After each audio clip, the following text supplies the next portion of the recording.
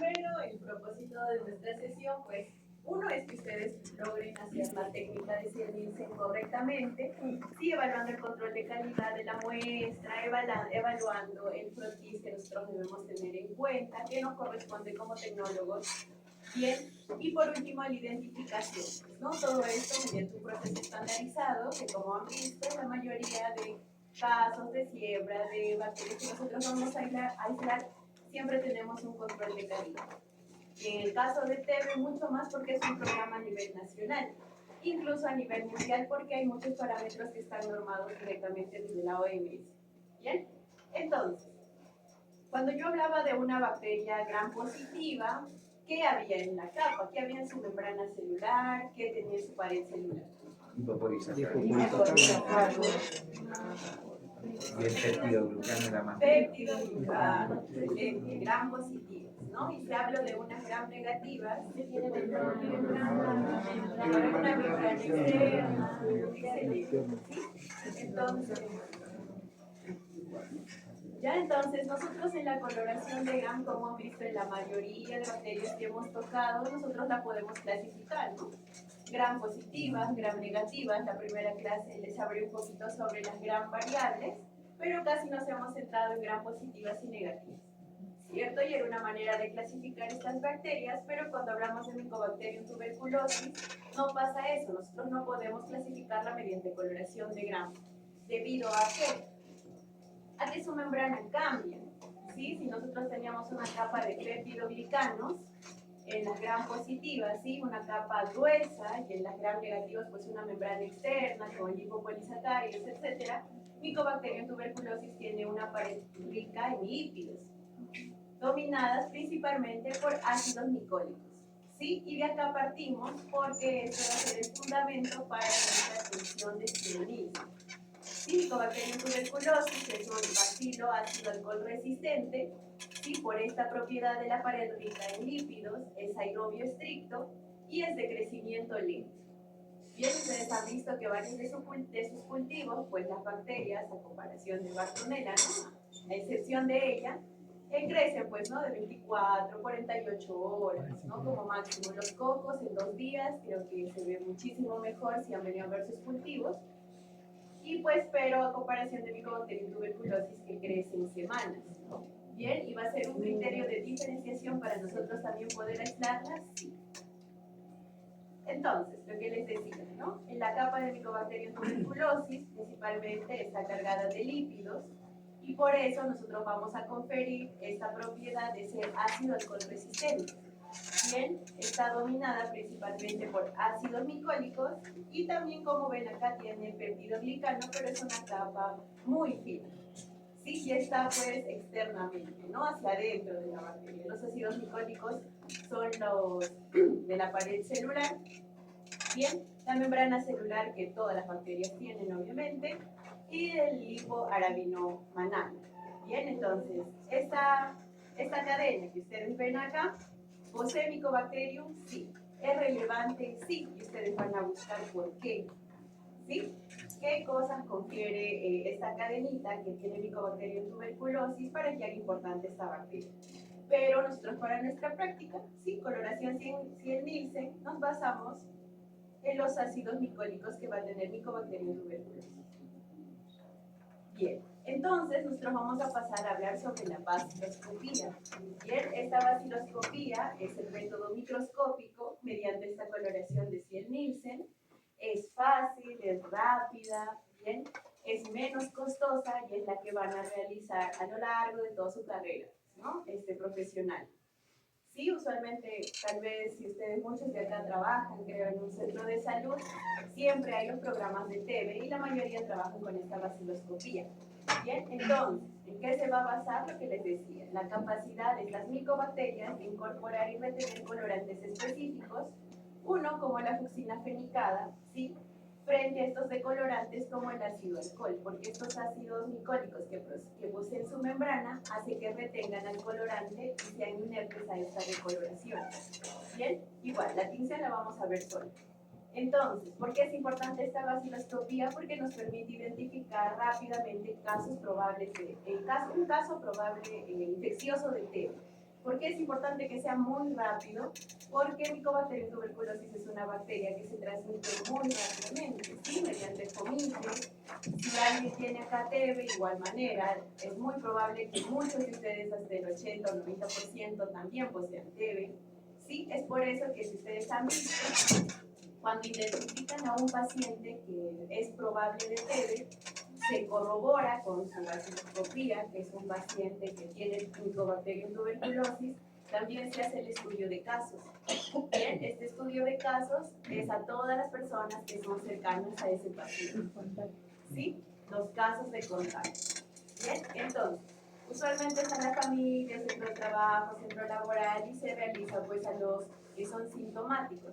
Y si no son sintomáticos, se evalúa requerir estas muestras, depende a pues ciertas condiciones que va a tener el paciente, como su edad, su sistema inmune, a qué se expuesto, etc. ¿Sí?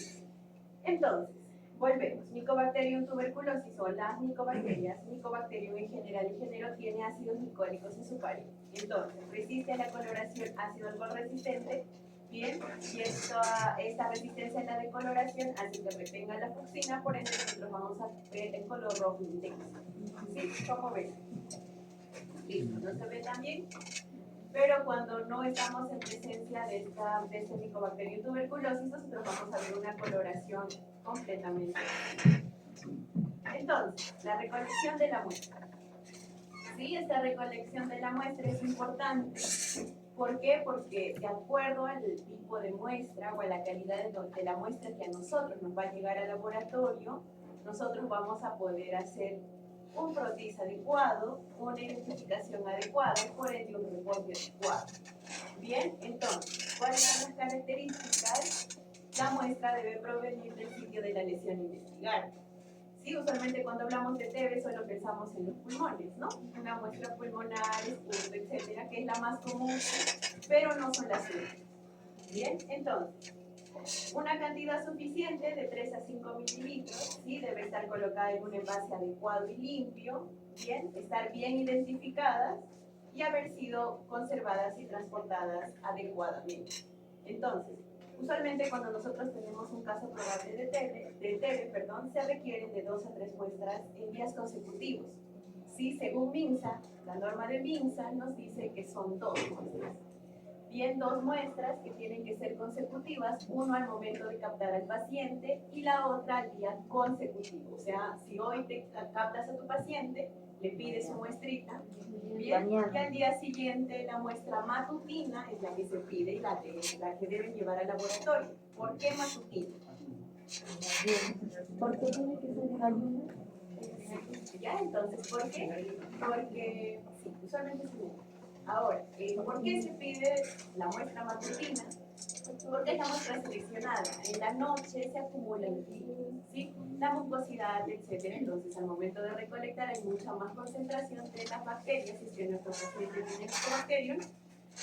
Y si recién su carga está baja, entonces nosotros vamos a tratar de recolectar la mayor cantidad, pues, ¿no? Entonces, si yo le tomé al momento de ser captado a mi paciente, obviamente es una muestra extemporánea, entonces hay menos probabilidad de yo tener esa cantidad de bacillus para identificados, ¿sí?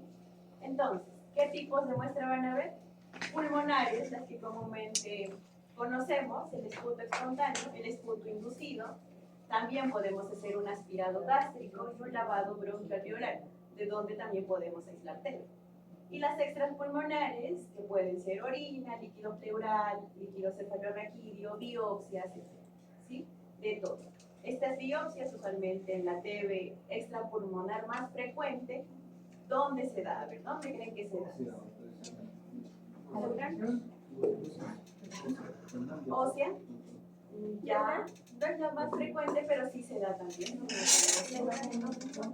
En los riñones, por eso se pide orinar, sí, también se da, no es la más frecuente. Pleural también se da, pero no es la más frecuente.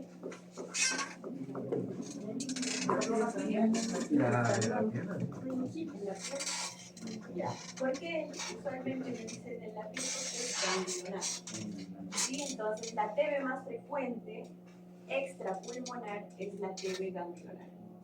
Sí, esta TB ganglionar, como nos damos cuenta, pues inflamación de los ganglios linfáticos que se van a dar, usualmente son indoloros. Bien, entonces cuando nosotros tenemos una TB ganglionar, usualmente se les pide una biopsia, un aspirado, etc. Sí, pero un poquito, no hay muchos casos como tal, pero es la más frecuente de las células pulmonares. ¿Y todas estas muestras les pueden llegar a ustedes? Sí. Sí, aparte del esputo, la orina es la más común. Bien, hacer el frotis de orina para una tinción Nielsen es un poquito complicado. Si ustedes deben conocer la técnica correcta, porque usualmente cuando lavamos, se va nuestra muestra. Bien, entonces vamos a tener especial cuidado en esto. Entonces, lo que les decía, la recolección de esputo, usualmente o preferentemente es el matutino, ¿sí? Debe provenir de las vías respiratorias inferiores y evitar la salida. Por eso es importante que al paciente se le indique una correcta toma de muestra y cómo es la técnica, porque hay una técnica. ¿Sí? Para nosotros recolectar el esputo netamente de pues, los pulmones. Entonces, las características del envase. ¿Debe entrar en cualquier envase? No. ¿Sí?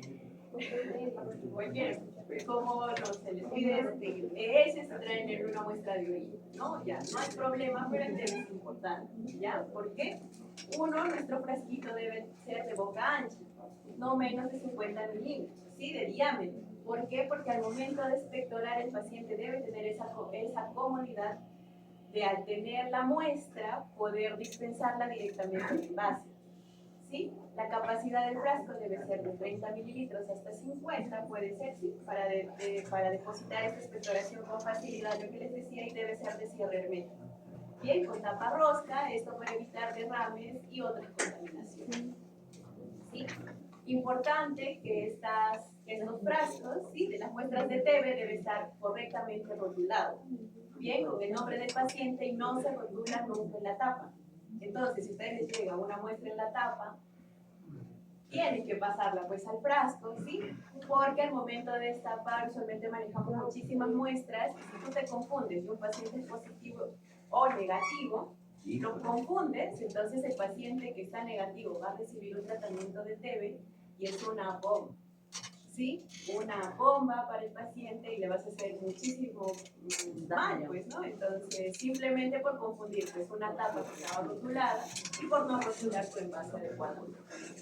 Bien, entonces, usualmente se le dice al paciente que debe, pues, tener una respiración profunda, usualmente de 2 a 3 veces, y al toser para que pueda proporcionar esta muestra.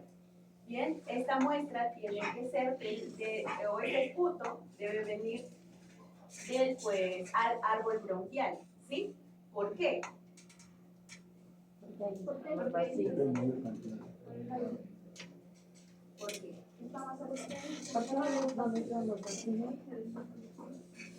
¿O qué hay en el árbol? Los alvéolos, ¿ya? Sí. Son los que secretan Sí, en realidad los alvéolos son los que secretan el surfactante, ¿no? Y cuando yo tengo una infección a nivel pulmonar, obviamente va a estar la infección a ese nivel. Y lo que yo quiero, y la flema usualmente, ¿no? Que se bota, viene desde el árbol bronquial. Porque si yo recolecto de más arriba no hay de dónde, porque de ahí está concentrada la muestra, y yo quiero esa muestra. Porque usualmente si es solo de faringe, garganta, usualmente es saliva.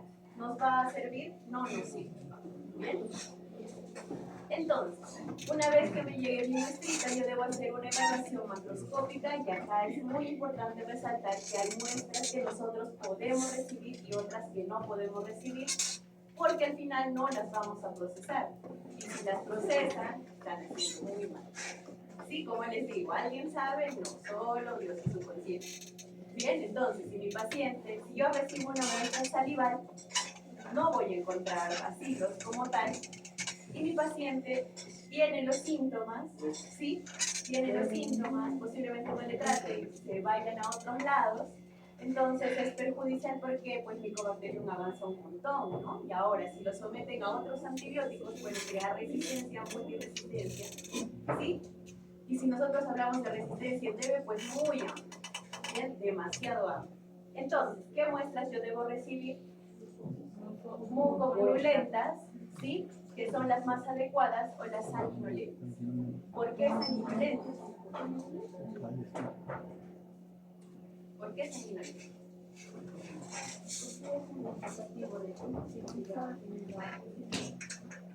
Ya.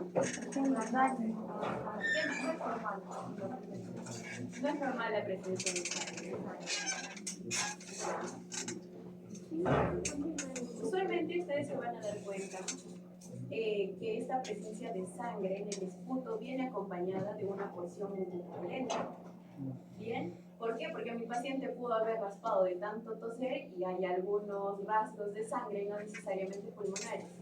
Y es importante porque sí debe hacer daño, ¿sí?, al tejido pulmonar principalmente, y es por eso que nosotros o que los médicos usualmente piden la radiografía de tórax. Bien, la radiografía de tórax, ¿por qué? Porque quieren buscar pues estas cavitaciones que tiene o que hace TEBE, ¿no?, a nivel pulmonar. Entonces, usualmente se ven como huecos o como manchas blanquecinas, que son indicios de que mi paciente tiene Mycobacterium, y acompañado de los síntomas y de una vasculoscopía positiva, entonces yo puedo dar tratamiento a mi paciente. Bien, entonces las más adecuadas, mucopurulenta y sanguinolenta. Cuando yo tengo una muestra mucosa, usualmente es la primera, sí, la que yo recolecto espontáneamente, porque mi paciente pues ya pasó, ¿no?, mi día, puede ser a lo largo del transcurso del día, y la que no debo recibir es una muestra salival. Bien, no debo recibir, debo rechazar al formato para que ustedes rechacen las muestras, no deben recibirlas porque no se hace una técnica adecuada.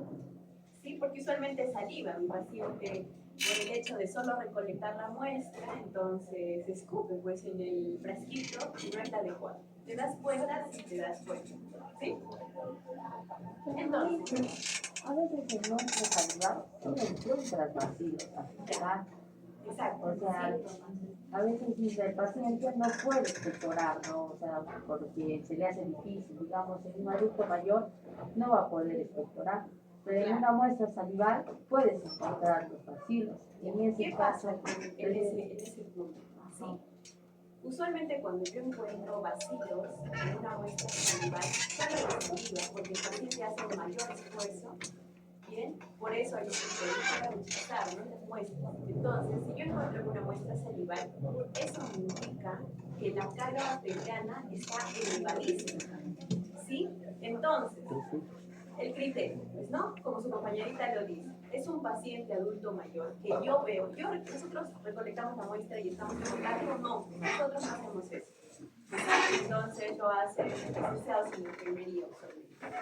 Bien, nos acompaña con el licenciado Brian, sí, que es de enfermería. Entonces nosotros hacemos eso.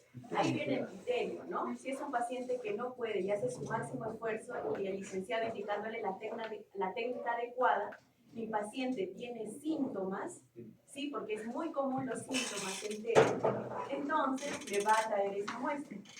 Bien, pero si es un paciente joven, ¿sí?, que no tiene los síntomas tan marcados, puede realizar una expectoración normal, entonces no debería recibirlo.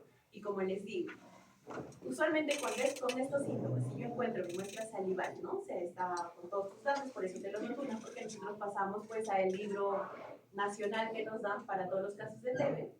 Sí, si yo encuentro, eso me quiere indicar que la carga bacteriana está por los cielos, es aproximadamente 3 cruces, ¿sí? 3 cruces. Entonces, si está sin mi paciente en una muestra realmente del árbol bronquial, si mi paciente, o sea, es muy cargado. Entonces, ¿qué está pasando con mi paciente? Mi paciente, sus síntomas ya están por las nubes, o sea, mi paciente está muy mal y usualmente muy grave. Bien, entonces ¿deberías iniciarse un tratamiento adecuado? Sí, debería, por eso es que se informa muy rápido, ¿no? Entonces nosotros usualmente esperamos la segunda muestra, pasa su resultado, primera muestra, segunda muestra, pero en esos pacientes se les pasa rápido, ¿no?, con esta preliminar que nosotros tenemos y que se hace pues el trabajo conjunto y multidisciplinario. Y ahí entra mucho también lo que el clínico, pues el médico, ¿no? Si yo reporto, porque tú pones el tipo de muestra que tú tienes, y yo reporto una muestra que es salival, y aún así encuentro bacilos, Entonces mi clínico debe pensar que si es una muestra salival, obviamente en una muestra pulmonar está más cargado, debe iniciarle su tratamiento. Bien, pasa, casi pasa con los adultos mayores y con el sistema inmune muy bajo, por eso esa teoría avanza muy rápido. ¿Sí? Entonces, nosotros y MINSA también nos indica pues, criterios para nosotros poder transportar la muestra. Estas unidades recolectoras nos la proporciona usualmente el programa, de acuerdo a donde estemos, y usualmente es con separaciones, ¿no? Con el diámetro adecuado para las muestras, para los frascos de recolección de test. Usualmente son las biorinas, que puedan entregar de acuerdo al programa que ustedes pues, están inmersos en, ¿no? Entonces, ¿qué pasa? Usualmente, cuando yo estoy en un centro primario, se derivan las muestras, ¿sí?, a un centro donde realice el TEVE como tal, porque todos recolectan la muestra, ¿sí?, y para procesarla en un laboratorio donde cumpla los requisitos mínimos para yo poder trabajar con muestras de TEVE. Ahora, ¿qué hago en este transporte? Yo debo tener una cadena de frío. Es importante porque usualmente las bacterias pues pierden, no sé, pues, no se desintegra su capa, no sabemos, las muestras se licúan, ¿sí? Ustedes van a ver todo eso, entonces es importante mantener esta cadena de frío que usualmente es de 2 a 8 grados como la mayoría de los que nosotros utilizamos. Ahora, ¿cómo yo llego a esta cadena de frío? ¿Cómo recolecto? O llevo mi cajita así, mi tapercito. No, tiene un cooler. Usualmente les dan un cooler. ¿Y cómo yo me aseguro que este cooler está a este grado? Tiene que tener la temperatura, su termómetro. Con sus paquetes. Hay muchos coolers, muchos diferentes coolers, y esto depende de donde trabajemos como tal. Hay coolers que ya vienen con un sistema de frío incorporado y vienen con el termómetro que regula, ¿bien?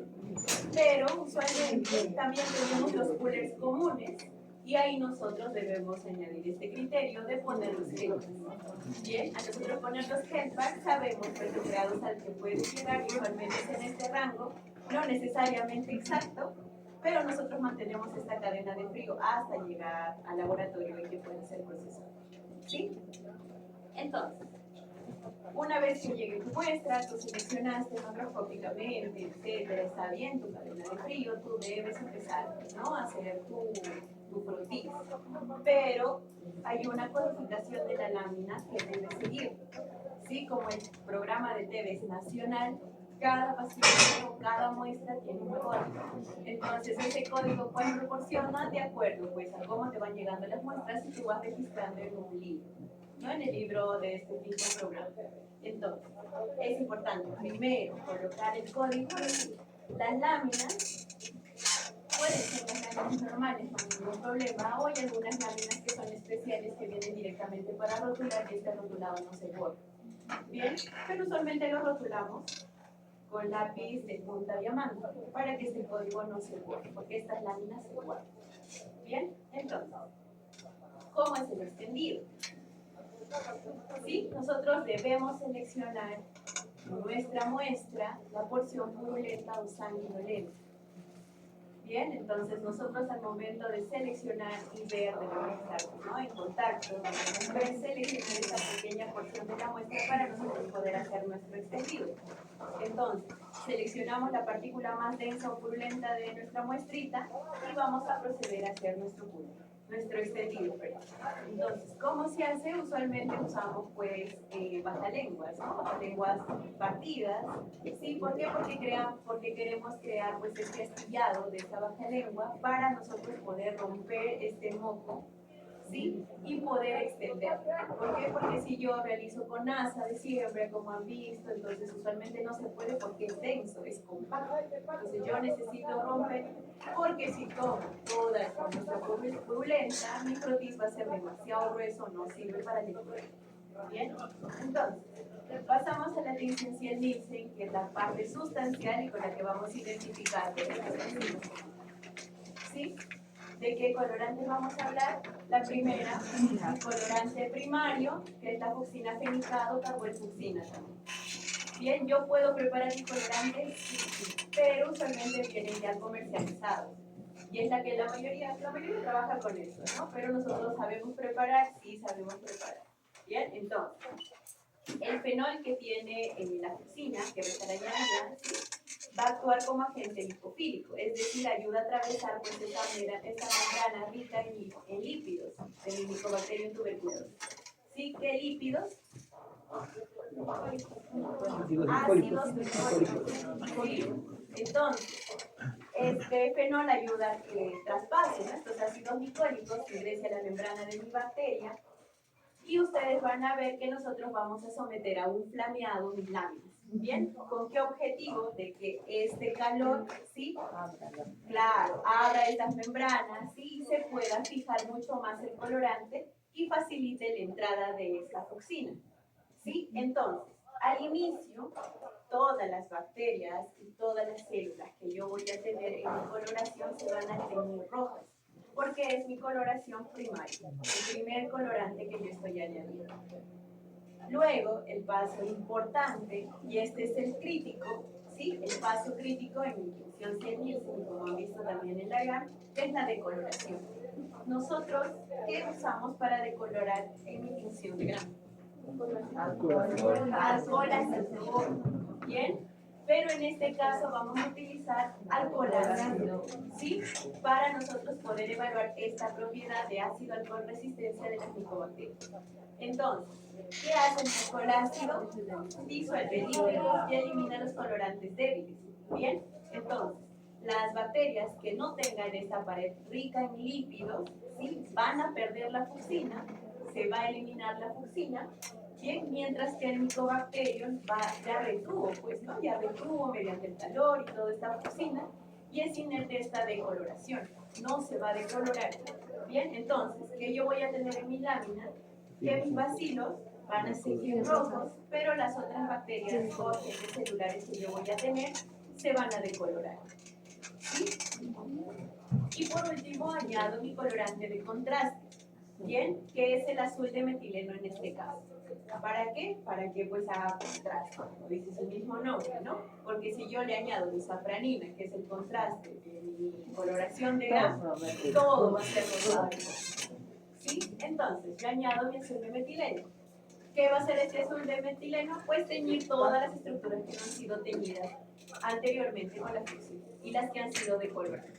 Bien, no afecta a los bacilos, no afecta porque estos ya están intensamente teñidas porque han retenido el colorante en la membrana del. ¿Sí? Entonces, yo que voy a tener al final, mis bacilos ácido alcohol resistentes células de color rojo o fucsia y las otras bacterias o agentes celulares que principalmente son leucocitos azules. ¿Sí? Entonces, cuando yo hago mi tinción es muy importante, ahora sí, sobre todo en la tinción 100 Nielsen, de que a cada corrida de láminas que yo voy a hacer, filtre tu colorante. ¿Sí? Usualmente se hace, ¿no? O sea, llega mis muestras, luego mis extendidos, ya debería estar filtrando tu colorante. ¿Sí? Así yo haga hoy, mañana, pero mañana mismo voy a usar este colorante, ¿no? O sea, ¿por qué debo filtrar? ¿Por qué no interdiario? No, diario. Porque la fucina y el azul de metileno, de acuerdo a cómo se preparan también, pero principalmente la fucina, es un colorante que precipita muy rápido. Entonces, si yo no filtro, estos precipitados se quedan en mi lámina y me pueden confundir. Bien, al yo lecturar, usualmente busco estructuras rosadas, simplemente porque son las únicas que se van a tener, ¿verdad? Entonces, yo busco, pero si ha quedado precipitado y no ha sido decolorado, entonces lo puedo confundir y mandar un resultado erróneo. ¿Bien? ¿Qué es lo que yo hago? Tal cual. Añado mis láminas, mi fucina penicada, así cubriendo totalmente, y luego yo procedo a flamear. Sí, esto es un paso crítico muy importante y muy riesgoso para nosotros que realizamos la técnica, sí. Bien, entonces se recomienda que se hagan o que salgan los 3 vapores, ¿no? Usualmente como lo llaman. Ahora, entre vapor y vapor, nosotros sabemos, y si han realizado la técnica, espero que también lo hagan así, sale un vapor y yo me alegro. Si ustedes están en un ambiente cerrado, no poseen una cabina y solo trabajan usualmente muchos centros comecheros, yo hago sí mi flameado y me retiro. Bueno, ¿sí? Otra vez mi flameado, me retiro, que pasen estos vapores, otra vez mi flameado, me retiro y vuelvo. Una vez que pasa todo esto, recién procedo a hacer mi lavado. ¿Bien? Porque muchas veces hacen su flameado y se quedan viendo su lámina, pero Mycobacterium libera aerosoles y mucho más cuando nosotros calentamos nuestra lámina. ¿Bien? Y ahora, estos aerosoles, si yo estoy con mascarilla, no sé, simple, es muy probable que te hagas daño. ¿Sí? Que te contagies, sí. Ahora, en personal de salud, usualmente es lo más frecuente que sea en nosotros, en los tecnólogos médicos, y en médicos, en clínicos, que ya tengamos un granuloma. ¿Bien? ¿Qué es el granuloma? Ya tienen y saben. ¿Qué es el granuloma? Por nuestro sistema inmune. Ustedes saben que el Mycobacterium resiste ¿a qué? A la fagocitosis. En la fagocitosis no le hace nada al Mycobacterium. Entonces, ¿qué pasa? Se libera. ¿Qué hace nuestro sistema inmune? Si está bien, correcto, ¿sí? Entonces nos encapsula y forma un granuloma que no elimina la bacteria, pero sí la retiene. Entonces, ¿qué pasa si su sistema inmune de un médico, de un tecnólogo baja, que tiene ya en su sistema? Es muy probable que desarrolle enfermedad. Es ahí donde empiezan a tratar, empiezan a identificar, porque ahorita no sentimos nada, es una teoría sintomática, casi no se evalúa y tampoco se trata. ¿Sí? Entonces es importante este tema de la coloración y de liberar los aerosoles y obviamente de procesar la muestra en sí. ¿Sí? ¿Con qué se procesa? Que mascarilla, N95, respirador N95. Bien, usualmente se utiliza los mandilones, ¿sí? Las chaquetas y los pantalones descartables, totalmente cubiertos, cofia, y muchos centros utilizan una careta encima, porque es muy peligroso. Bien, entonces yo empiezo a hacer toda mi técnica y una vez terminada mi técnica, después de lecturar todo, yo me retiro todo el material. Por eso es descartable, porque solo yo uso, nada. Entonces, ya, esos filtros casi no se utilizan porque esos filtros son para preparar colorantes y nosotros nos exponemos a agentes que son tóxicos como tal, pero usualmente químicos. Ahora, hay filtros que son netamente bacterianos, sí, también, sí, pero son un poquito caros, ¿no? Entonces, usualmente si nos dan filtros es porque preparamos colorantes, porque nos sometemos a agentes químicos muy fuertes. Cuando, por ejemplo, ustedes van a preparar Lugol, deben ponerse su respirador. ¿Bien? Porque el yodo es cancerígeno. ¿Sí? Entonces, preparándose el Lugol. Como agua, ¿no? Entonces, ¿Cuántas lo preparan así? depende de qué filtro. Por eso les digo, si yo utilizo los filtros comunes que normalmente no se usan, Mycobacterium pasa. Y es mucho más recomendable usar un N95 que está acondicionado por los poros pequeños que tiene y no pasan las bacterias. Bien, por eso es que yo utilizo una, algunos se ponen otra encima y usamos la careta si es que yo no estoy frente a una cabina. Si estoy en una cabina, también es que no me voy a sacar la mascarilla, ¿no? Y con polo voy a procesar, no, todo normal, pero ya no es necesaria la careta, porque tú tienes un filtro que te está protegiendo, ¿sí? A ti y también a la muestra, porque nosotros también somos agentes contaminantes para nuestras muestras. Bien, entonces, importante es, ahora, si te compras tu filtro, ¿sí? Bacteriano, muy carísimo, entonces genial, pues, ¿no? Tu laboratorio, tercer nivel, te pones protegido. ¿Bien? Entonces, si yo tengo mi granuloma, ¿cómo sé? Usualmente te hacen una prueba. ¿Qué prueba? El PPT. ¿No? Usualmente eso se debe hacer a todo personal de salud. ¿Bien? Nos hacen, casi no nos hacen, se olvidan. Pero no hay problema. ¿Bien? Entonces, nosotros una vez obtenidas las muestras, debemos evaluar nuestro objetivo. Yo puedo lecturar en una muestra como el tipo 1, muy pequeño. Bien, el tipo 2, claro, alabado, solo está en algunas partes homogéneo, en otras más gruesa, etc. La 3, demasiado delgado. La 4, muy grueso. La 5, Quemado. demasiado grueso. La 6, Desechable. Está bien. adecuado. Bien. Ahora, igual, nosotros nos vamos a dar cuenta que está mal decolorado cuando hay partes de nuestro croquis que están pues rosadas, otras partes azules, cuando en realidad debería ser un azul homogéneo para todos. ¿Por qué pasa esto? Porque usualmente hacemos un croquis desigual, ¿no? En un lado más grueso, en otro más delgado, la decoloración no es completamente lineal, ¿bien? Y por eso nos pasa esto.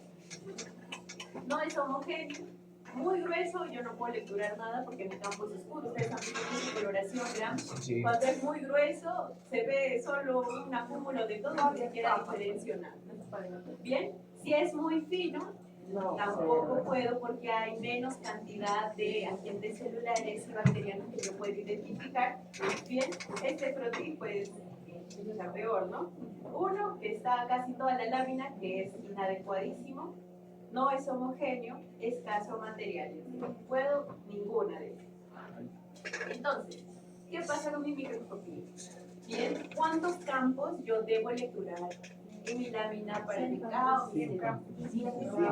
100 campos.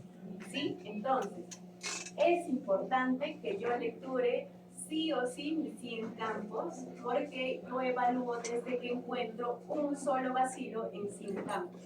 ¿Qué pasa? Me llegan muchas muestras, estoy apurado, ¿no? Ya va a ser mi salida, me tengo que ir, tengo hambre. Y lecturo por lecturar tal cual. Yo mando un resultado negativo. Esa muestra se comprueba, mi paciente se puede morir, se puede denunciar, un montón de cosas. ¿Sí? Y sobre todo no estamos haciendo una buena labor, pues, ¿no? Como tecnólogos. Y es por eso, es muy importante que nosotros, os recuerdo, si trabajan en Minsa o Salud, se estandarizan los tiempos por lámina. Y es lo que ustedes deben saber como tecnólogos. Bien, porque a ti te cuentan las horas tecnólogo. Entonces, usualmente te dan media hora por lámina para que tú lectures. Lo hacemos en media hora, casi. Sí, utilizamos menos tiempo, esa es la verdad. ¿Sí? Entonces, pero yo también, por lecturar, no soy light, lecturo rapidito, no voy a recibir 50 muestras para un turno, no voy a recibir 100 muestras para un turno, porque me limita a yo poder hacer mi trabajo inadecuadamente. ¿Sí? Entonces, ¿cuántas muestras seleccioné por turno? 15. 2 y dejamos el resto a tu turno. Pero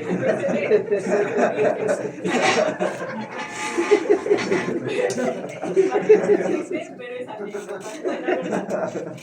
La verdad es que la mayoría van a ver y se van a topar con colegas que también es cierto. Sí, yo realizo mi frontizo, mi tinción ya en la tarde que lecture.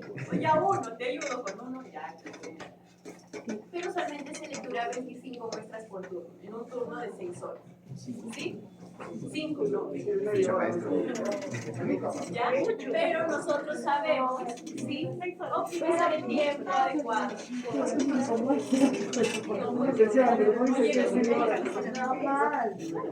Sí. Llega, o sea, la realidad es que a nosotros nos llegan un montón de muestras más. Sí, te den un montón de muestras y te piden, licenciado, no, yo solo lecturo 25. A veces es imposible, porque te tienes que enfrentar con las enfermeras, el médico, etc. Y a veces es un poco complicado. ¿No? Lo que, si te quieres pero no es el hecho de poder discutir, sino de explicarles y que ellos también entiendan que nosotros queremos hacer nuestro trabajo bien. Y al final, ¿quién va a hacer todo el trabajo? Nosotros, porque reportamos. Si es positivo, el médico solo de tratamiento. ¿Qué hacen los licenciados en enfermería? Se fueron. Y su trabajo, o sea, no es profesional, es muy importantísimo. ¿Sí? De todos es importante, pero la parte sustancial y a la que más es expuesta somos nosotros. Entonces, si yo hago mi lectura y está mal, ¿a quién le van a echar la mano? Al laboratorio. ¿Cómo no? ¿Ya? Entonces es importante que ustedes puedan conversar, no es el hecho de pelear. Pero, o sea, por normativa, y ustedes van a recordar que su centro tiene una normativa de cuánto es el tiempo adecuado para que ustedes lecturen una lámina. Entonces, si te dicen, no sé, 20 láminas, bien, solo tienes que hacer tus 20 láminas, como les digo, que no te toma media hora como tal, es un poco menos, una buena lectura, ¿sí? Entonces yo puedo avanzar, ¿no? Algunas láminas más, no tengo ningún problema. Pero nos dejan solo lecturar de caca, si no, nos mandan a hacer otras actividades, no hay problema. Pero si yo me enfoco y yo sé que estoy haciendo más bien mi lectura, y eso es mucho más con la expertise de que cómo puedas buscar tus campos y repetirlos, entonces yo puedo avanzar. Pero tampoco es sobrecargarte para que tú te puedas apresurar y hagas un mal trabajo. Bien, debemos conocer hasta cuánto tiempo tenemos para lecturar, cuántas láminas por turno nos corresponden. ¿Sí? Sí, porque son nuestros derechos y también nosotros debemos cumplir nuestros deberes. Sí, pero tampoco es, pues, ¿no? Como que hacerlo por hacer. Esa es la idea. Entonces, ¿cómo yo voy a encontrar? Vacilos individuales, ¿sí? Que son vacilos aislados como tal, que yo voy a encontrar en forma de V o en empalizada, como ya lo hemos visto en algunos casos. No hay problema. En grupos de vacilos, ¿sí? Que son acúmulos. Y yo también voy a ver fragmentos de vacilos, ¿sí? La mitad de un vacilo, ¿sí? La cuarta parte de un vacilo, y es importante yo darme cuenta ahí que sea netamente un vacilo y no el precipitado de mi coloración. Por eso es importante filtrar, porque si yo me aseguro desde mi preanalítica que todo vaya bien, es más fácil identificar los errores, ¿sí? Al final.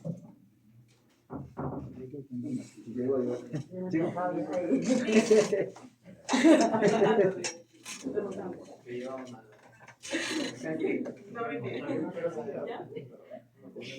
Es que chicos, no es como les digo, en nuestra profesión hay malos profesionales como en todas las profesiones. Entonces nosotros hacemos un trabajo mal, ¿sí? Y tal vez por desconocer. Bien, nosotros también, como les digo, no filtro mi colorante y hago pues mi reporto, un fragmento de vacilo, que da un tratamiento a mi paciente, fallece. ¿Sí? Entonces, ¿cómo va a ser el informe de estos resultados en la técnica de Gibson y el Nielsen? Bien, si yo no encuentro vacilos, ¿sí? Yo no encuentro vacilos, pues pasa como negativo. Si observaciones no se encuentran vacilos ácidos no resistentes. Si yo observo de 1 a 9 vacilos en 100 campos observados, usualmente se le llama pausivacilar, yo reporto como positivo con el número exacto de los vacilos que yo he encontrado en estos 100 campos. ¿Sí? Positivo, 2 vacilos ácidos no resistentes en 100 campos. ¿Sí? Si observo de 10 a 99 vacilos en estos 100 campos, yo reporto como positivo una cruz. Si observo de 1 a 10 vacilos por campo, en 50 campos yo reporto positivo 2 cruces. Y si yo observo más de 10 vacilos por campo en solo 20 campos, yo reporto como positivo 3 cruces. ¿Sí? Importante. Ahora, ¿queda nuestra atención?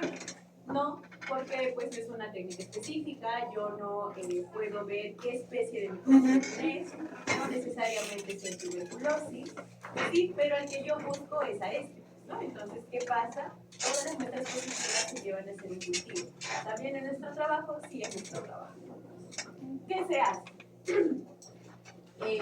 Estos cultivos, usualmente yo envío la muestra, si mi paciente identificado como positivo, y lo primero que debemos hacer es una descontaminación de la muestra, porque sabemos que es un arrastre, ¿sí? desde el árbol bronquial, y yo arrastro la microbiota de mi paciente, ustedes ya saben, expertísimo, ¿sí? De todo el esófago, faringe, boca, lengua y todo. ¿Bien? Entonces, ¿cuál es el objetivo? Eliminar los microorganismos acompañantes, principalmente pues otros agentes bacterianos y hongos. Bien, el método más frecuente es el NaLC con, ¿qué significa NaOH? Hidróxido de sodio. Bien, este es un preparado como tal, bien, llevado a una concentración específica, nos ayuda a descontaminar la muestra para proceder al cultivo. Entonces, ¿qué es el NaLC? N-acetil L-cisteína, y acá le añadimos citrato de sodio. Bien, ¿cuál es la función de solo el NALCE? Mucolíptico, ¿sí? Licúa el esputo y rompe el moco para liberar estos bacilos y puedan crecer en mi cultivo. ¿Cuál es la función del hidróxido de sodio? Es el descontaminante principal y elimina las bacterias y hongos acompañantes. Y el citrato de sodio, ¿qué hace? Protege la actividad, ¿sí?, del NALCE y ayuda a la licuefacción también de nuestro esputo. Ahora, ¿por qué no se elimina Mycobacterium tuberculosis? Porque soporta con concentraciones controladas de hidróxido de sodio. ¿A qué concentración? 3%. 2, ¿sí? Para que no se casi menos 1, ¿ya? Hidróxido de sodio al 2%, ¿sí? No se olviden. Ahora, ¿yo lo dejo así por siempre?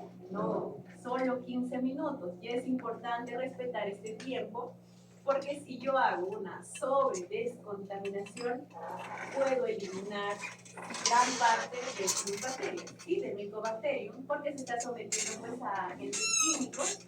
Bien, si bien es cierto soporta, pero a más prolongación de tiempo, pues la pared se debilita, ¿sí? Y si yo hago un tiempo menos, no elimino pues la flora acompañante como tal, perdón, microbiota acompañante, y en mi cultivo también me va a crecer y no me va a permitir ver y diferenciar mis colonias netamente de Mycobacterium tuberculosis, ¿sí? Entonces, este cultivo va a ser el gol estándar para yo detectar Mycobacterium tuberculosis, y es importante porque la tinción de Siemens y la baciloscopía es la más frecuente y la que siempre vamos a usar y la que a nivel mundial se utiliza, pero el gol estándar es el cultivo. ¿Por qué? Porque nos permite aislar y hacer crecer estas micobacterias, ¿sí?, de cualquier tipo de muestra que nos traiga. Ahora, ¿qué medios? El principal, Lowensteiniense. ¿Cómo? Mi Mycobacterium tuberculosis me va a crecer en este medio aproximadamente de 3 a 8 semanas. ¿Y va a ser un criterio de diferenciación? Sí, porque hay algunas especies de Mycobacterium que crecen en menos de 7 días. Entonces, si yo debo revisar, ¿no? O sea, mis Mycobacterias yo debo revisar semanalmente.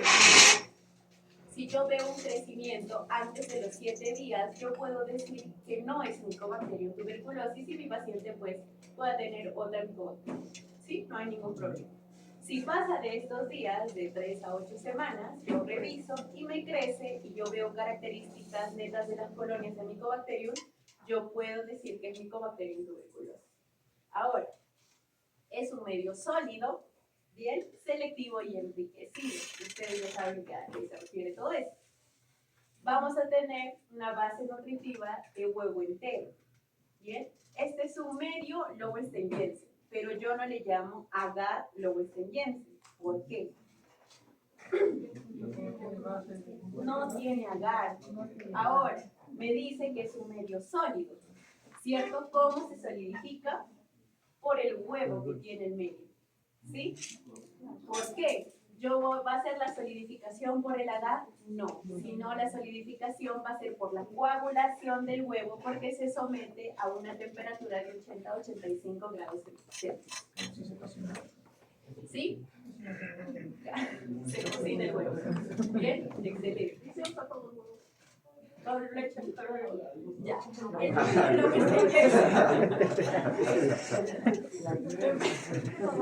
Bien, chicos, el medio Lowensteiniense usualmente viene comercializado. Ustedes lo van a tener pues normal, ¿no? O sea, utilizado. Es que son de pinza, pues. Ahora, está bien, con su huevito. Ahora, ¿se puede preparar? Claro, el medio Ogawa, que es el alternante de este Lowensteiniense, que se puede preparar, sí, con el huevito que ustedes tienen, ¿no? Romper su huevo. Y se utiliza el glutamato de sodio. ¿Qué es el glutamato de sodio? ¿Yo dónde encuentro el glutamato? En el Ajinomoto. Yo puedo preparar mi medio para mi Mycobacterium tuberculosis con huevo y Ajinomoto. Ah, mira, decía que no servía para nada. Un compañerito.